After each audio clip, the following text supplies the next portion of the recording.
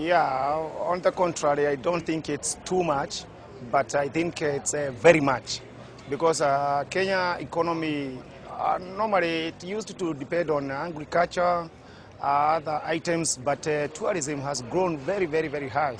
So I think we are not too much depending on the tourism, but we are very much depending on tourism. Okay. That is a bit confusing for me because too much and very much means the same thing for me. All right. All Can right. you clarify Now, yourself? when something is too much, you know it's bad.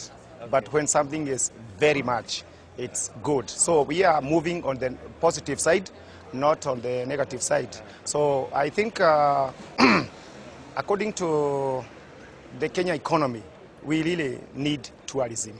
And we cannot do much on the economy without tourism.